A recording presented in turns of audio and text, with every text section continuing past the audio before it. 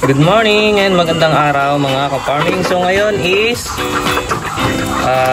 magpapa-evolve naman tayo ng ating mga superworm. So papa-evolve natin yan ng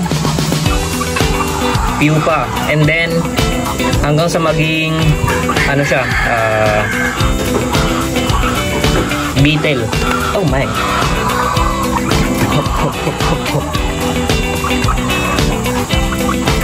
Oh, jig. Ayan, nalaglag na. Ito mahirap dito. Hop.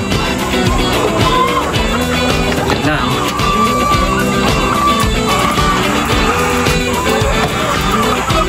Ayan.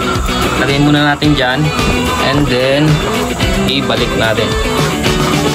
So, kinukuha natin yung mga medium to large na size ng ating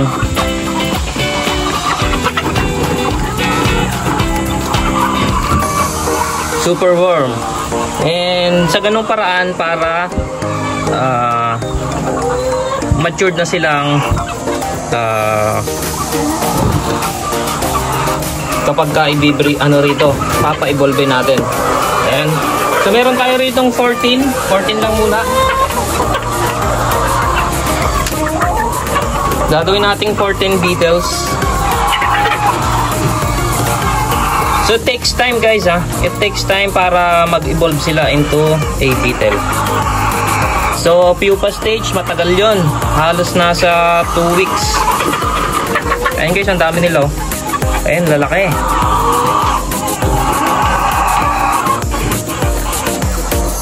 Ayan guys. Yung malalaki yung kinukuha natin. Hindi naman sila nangangagat. So okay lang silang hawakan.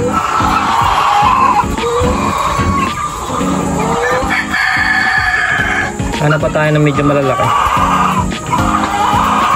So ang dami na nila oh.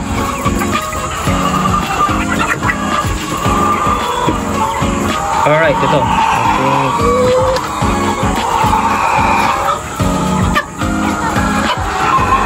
So itong colony nito yung medyo madami. Ayan, ito malaki to. So okay na tayo dito. Ayan. So dito lang natin yung ilalagay.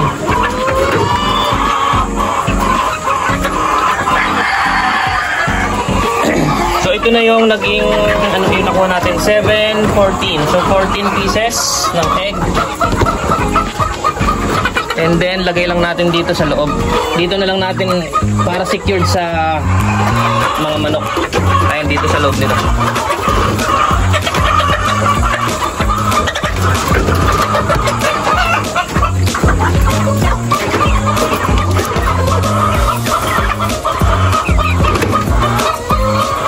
So yan, dito lang natin ilagay. And hintayin na lang natin sila maging pupa and then a beetle. Ayan o. Goods na siguro yan dyan guys. And then maglilipat din tayo ng mga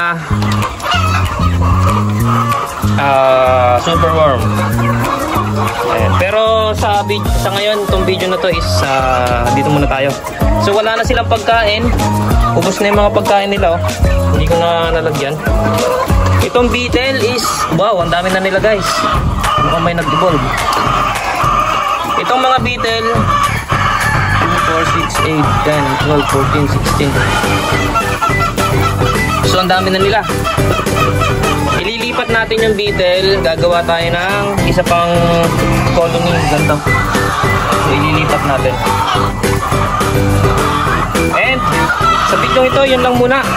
So, update ko kayo soon dito sa ipapa-evolve nating superworm. God bless everyone. Kung gusto nyo yung ganitong video guys, consider to subscribe and like. Peace!